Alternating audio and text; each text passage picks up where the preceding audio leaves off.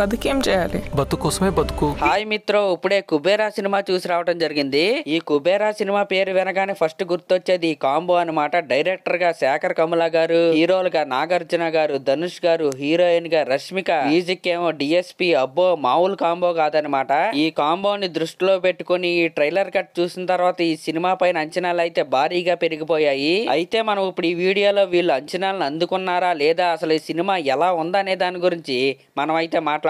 First of all ఈ Kubera cinema plot ఏంటంటే, beggars ఉంటారు కదా, అడుక్కునే వాళ్ళు, వాళ్ళకు కూడా ధనవంతుల లాగానే, మామూలు మనుషుల లాగానే ఈ లోకంలో బ్రతికే హక్కు ఉంది, ప్రతి దాని మీద వాళ్ళకు కూడా హక్కు ఉంటది అనే పాయింట్ నైతే తీసుకుని ఈ కుబేరా సినిమానైతే శేఖర్ కమలా గారు అయితే రాసుకున్నారు. ఇంతకీ సినిమా స్టోరీ ఏంటంటే, ఒక పెద్ద కార్పొరేట్ కంపెనీ అయితే ఉంటది. ఆ కంపెనీ వాళ్ళకి అలాగే గవర్నమెంట్ కి ఒక ఆయిల్ డీల్ అయితే జరిగిద్ది. ఆ డీల్ ముందుకెళ్లాలంటే ఆ కార్పొరేట్ కంపెనీ వాడు కొన్ని వేల కోట్లు గవర్నమెంట్ కి అయితే డబ్బులు అయితే ఇవ్వాలి. ఆ డబ్బుల్ని అందరికి సాఫీగా అందడానికి ఒక సిబిఐ ఆఫీసర్ హెల్ప్ అయితే వీళ్ళైతే తీసుకుంటారు.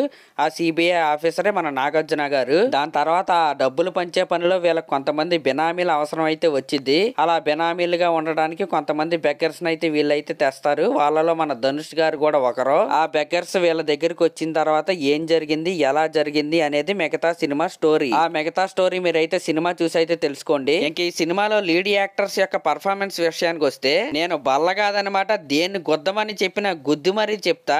ఈ సినిమాలో దేవా క్యారెక్టర్ లో ధనుష్ గారు చేసిన పర్ఫార్మెన్స్ ఏదైతే ఉందో అది ఇండియాలో ఎవరో కూడా చేయలేరు. అసలు సినిమా పర్ఫార్మెన్స్ మొత్తం పక్కన పెట్టండి, ఈ సినిమాలో ధనుష్ గారి ఎంట్రీ సీన్ ఒకటైతే ఉంటదన్నమాట. బెగ్గింగ్ చేస్తూ ఆయన అయితే ఉంటాడు. ఆ సీన్ ఏదైతే ఉందో దాన్ని ఎవరో కూడా రీక్రియేట్ అయితే చేయలేరు మిగతా హీరోలు. అలా సినిమా మొత్తం ఒంటి చేత్తో తన పర్ఫార్మెన్స్ తో తన భుజస్కంధాలపై అయితే మోసాడు ధనుష్ గారు. నిజంగా గాడ్ గిఫ్టెడ్ యాక్టర్ అనే చెప్పాలి.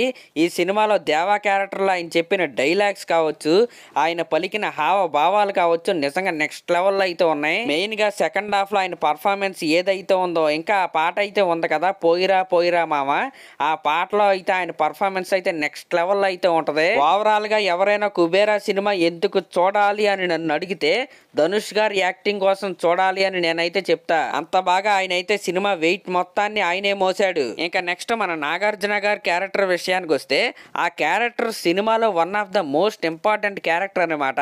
ఆయన క్యారెక్టర్ చాలా ఎమోషనల్ గా అయితే ఉంటది. పర్ఫార్మెన్స్ వైజ్ గా కూడా నాగార్జున గారు అయితే చాలా బాగా చేశారు. అయితే నాకేమనిపించింది అంటే, మన కింగ్ నాగార్జున గారు చేసే అంత వెయిట్ ఉన్న క్యారెక్టర్ అని నాకైతే అదైతే అనిపించలేదు. వేరే వెటరన్ యాక్టర్స్ తో ఎవరితో చేపించినా బానే ఉండేది, కానీ నాగార్జున గారి పర్ఫార్మెన్స్ అయితే బాగా చేశారు.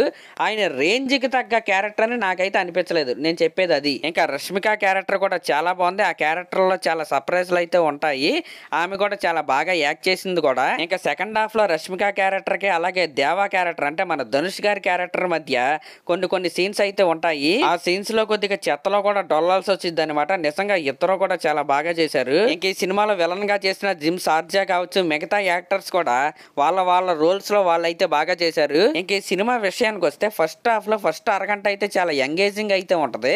ఇంకా హాఫ్ అన్ అవర్ అయిన తర్వాత ప్రీ ఇంటర్వెల్ వరకు కూడా సినిమా అయితే చాలా స్లోగా అయితే ఉంటది. మళ్ళీ ఇంటర్వెల్ కి వచ్చేసరికి కొద్దిగా పర్లేదు అనమాట. సెకండ్ హాఫ్ కి కొద్దిగా మంచి స్టేజ్ అయితే వీళ్ళైతే సెట్ చేశారు. అలా ఒక యావరేజ్ ఫస్ట్ హాఫ్ అనుకోవచ్చు.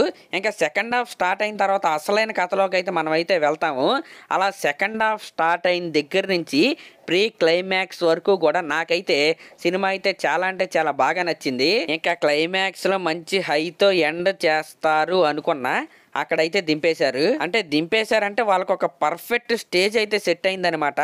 దేవా క్యారెక్టర్ క్లైమాక్స్ లో ఒక వండర్ క్రియేట్ చేస్తాడు అని నేనైతే అనుకున్నా. ఒక వావ్ ఎలిమెంట్ తో వీళ్ళైతే సినిమాని అయితే ఎండ్ చేస్తారు అనుకున్నా. ఆ సెకండ్ హాఫ్ మొత్తం అంత మంచి స్టేజ్ వేసుకుని లాస్ట్ కి హీరో విలన్ కొట్టుకోవటం, విలన్ చచ్చిపోవటం, ఇలాంటి క్లైమాక్స్ తో వీళ్ళైతే ఎండ్ చేశారు. ఈ విధంగా క్లైమాక్స్ తర్వాత ఎక్కడికో వెళ్లాల్సిన ఆడియన్స్ ఓకే అనుకునేలాగైతే వీళ్ళైతే చేశారు. ఇంకా ఈ సినిమాలో వన్ ఆఫ్ ద హీరో అని మన డిఎస్పి గారిని అయితే చెప్పుకోవచ్చు. స్టార్టింగ్ కుబేరా టైటిల్ పడినప్పటి నుంచి ఆయన అయితే డ్యూటీ అయితే స్టార్ట్ చేశాడు. క్లైమాక్స్ వరకు కూడా ఛాన్స్ దొరికినప్పుడల్లా ఆయన అయితే చాలా మంచి ఆర్ఆర్ అయితే ఇచ్చాడు. ఇంకా ఆయనకి స్కోప్ కూడా లేదనమాట. సినిమాలో ఉన్నది రెండు పాటలు, ఆ ఒక పాట సినిమా మొత్తం వస్తూ ఉంటది, రెండో పాట సెకండ్ హాఫ్ లో అయితే వస్తుంది. ఈ విధంగా మ్యూజిక్ పరంగా ఈ సినిమా అయితే ఓకే అనుకోవచ్చు. ఇంకా సినిమాటోగ్రఫీ కావచ్చు, ప్రొడక్షన్ వాల్యూస్ కావచ్చు, కలర్ గ్రేడింగ్ కావచ్చు, ఇవన్నీ కూడా బానే ఉన్నాయి. ఈ విధంగా ఎన్నో అంచనాలతో రిలీజ్ అయిన కుబేరా సినిమా నాకైతే నా వరకు ఇది ఓన్లీ నా ఒపీనియన్ మాత్రమే. నా ఒపీనియన్ మీ మీద రుద్దేయాలని నా తాపత్రయం అయితే కాదు. నా వరకు అయితే ఓకే సినిమా, ఒకసారి అయితే చూడొచ్చు. ఇంకా నాకైతే రెండోసారి కూడా చూడాలనిపిస్తుంది. దానికి మెయిన్ రీజన్ ఏంటంటే నాకు ఈ సినిమాలో ధనుష్ గారి పర్ఫార్మెన్స్ అయితే చాలా బాగా నచ్చింది. అలాగే ఆయన ఈ తెలుగులో ఆయనే డబ్బింగ్ చెప్పుకున్నాడు అనమాట. ఆయన అలా తెలుగులో డబ్బింగ్ చెప్తుంటే కొన్ని డైలాగ్స్ అయితే నాకైతే చాలా అంటే చాలా బాగా నచ్చాయి. ఆ డబ్బింగ్ కోసం అయితే నేనైతే ఖచ్చితంగా ఇంకోసారి అయితే వెళ్తాను. సరే మరి ఇంక లాస్ట్ లో మరి మీలో ఎవరైనా సినిమా చూస్తే ఎలా అనిపించిందో కామెంట్ చేయండి. అలాగే మన ఛానల్ కనుక ఫస్ట్ టైం చూస్తున్నట్టయితే ఖచ్చితంగా సబ్స్క్రైబ్ చేసుకోండి. Thank you.